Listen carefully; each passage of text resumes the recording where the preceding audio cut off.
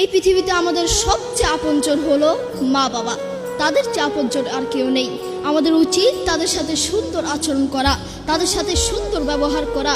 আপনি যদি তাদের সাথে খারাপ আচরণ করেন, আপনি যদি তাদের সাথে বেয়াদবি করেন, আপনি যদি তাদেরকে গালি দেন, তারা যদি আপনাকে একবার বদদুয়া দেয়, আপনার পুরো জীবন নষ্ট হয়ে যাবে, পুরো লাইফ নষ্ট হয়ে যাবে।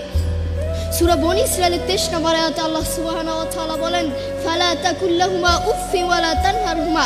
Allah said in the Quran, say not to them uff and do not repel them.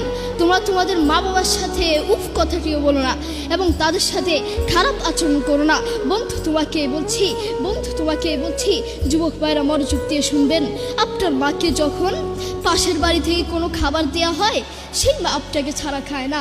সেই মা বলে, এই খাবারটুকু যদি আমি খেয়ে ফেলি, এই খাবারটুকু যদি আমার পেটে চলে যায়, আমার আদরের সন্তানটা কি খাবে, আমার কলিজার টুকরো সন্তানটা কি খাবে? আপনার মা সারাদিন আপনাকে নিয়ে ভাবে। দুঃখের সাথে বলতে হয়, সেই মাকেই আপনি আপন মনে করেন না, সেই বাবাকেই আপনি আপন মনে করেন না।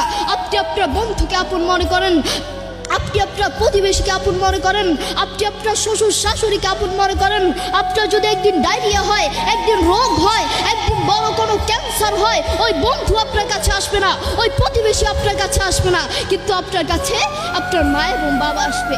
করোনা হওয়ার পরে প্রমাণ করে দিয়েছে কে আপন আর কে পর। করোনা হওয়ার পরে বন্ধু বন্ধুর কাছে যায় নাই, করোনা হওয়ার পরে স্বামী স্ত্রীর কাছে যায় নাই, করোনা হওয়ার পরে একজন প্রতিবেশী আরেকজন